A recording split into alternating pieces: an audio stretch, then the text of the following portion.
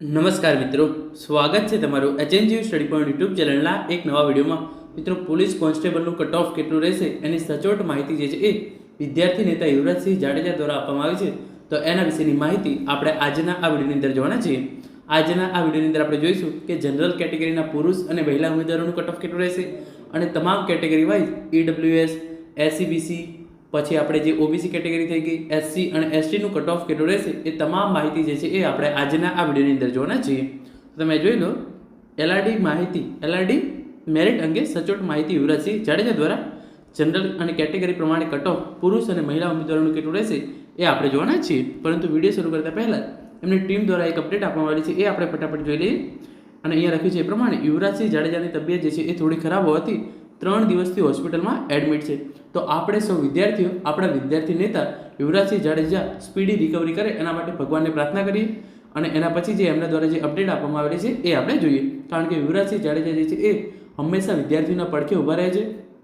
કોઈ પણ વિદ્યાર્થીનું કામ હોય કે બીજું કંઈ પણ હોય, તલાટીનો અભ્યાસક્રમ બદલવાનો હોય કે બીજું કોઈ પણ રજૂઆત કરવાની હોય, યુવરાજસિંહ જાડેજા દ્વારા હંમેશા વિદ્યાર્થીઓના જે છે એ જોડે રહી અને વિદ્યાર્થીઓ માટે જે છે એ કામ કરવામાં આવે છે. તો આપણે એમની જે છે એ ઝડપથી રિકવરી થાય એના માટે ભગવાનને ચોક્કસથી પ્રાર્થના કરીશું. અને હવે એમના દ્વારા જે આ અપડેટ આપવામાં આવેલી છે એ આપણે જોઈ લઈએ. અહીંયા લખ્યું છે એ પ્રમાણે એલઆરડી મેરિટ અપડેટ.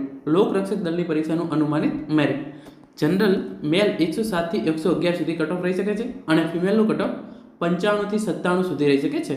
તો જનરલ કેટેગરીના પુરુષ ઉમેદવારોનું કટ ઓફ જે છે એ 107 થી 111 વચ્ચે રહી શકે છે અને જનરલ કેટેગરીના ફિમેલનું કટ ઓફ 95 થી 97 સુધી રહી શકે છે. જનરલ મહિલા 98+ ધરાવતા ઉમેદવારો જે છે એ સેફ કહી શકાય અને પુરુષ ઉમેદવારોમાં 110+ ગુણ ધરાવતા ઉમેદવારોને સેફ કહી શકાય. તો જનરલ કેટેગરીની અંદર તમારે 98+ માર્ક્સ હોય તો તમે જે છે એ સેફ ઉમેદવાર કહી શકાય. એટલે કે જે છે એ તમે ચોક્કસથી મેરિટ લિસ્ટની અંદર આવી જશો. અને પુરુષ ઉમેદવારોની અંદર જે ઉમેદવારોના માર્ક્સ 110+ હોય એમને જે છે એ સેફ કહી શકાય, તમે ચોક્કસથી મેરિટ લિસ્ટની અંદર આવી જશો. અને કેટેગરી પ્રમાણે કટ ઓફની વાત કરીએ તો જે છે એ કેટેગરી વધી ગઈ. ઈડબ્લ્યુએસ કેટેગરી એક તો વધી, પછી એસસી, એસટી અને ઓબીસી. તો જે આ 4 કેટેગરી પ્રમાણે છે એની અંદર 4-5 માર્ક્સ જે છે એ પ્લસ માઇનસ રહી શકે છે.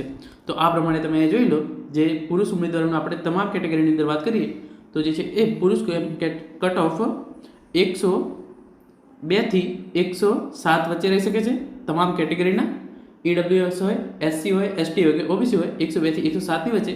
અને મહિલા ઉમેદવારોનું કટ ઓફ જે છે એ 90 થી 95 ની વચ્ચે તમામ કેટેગરીની મહિલાઓનું રહી શકે છે.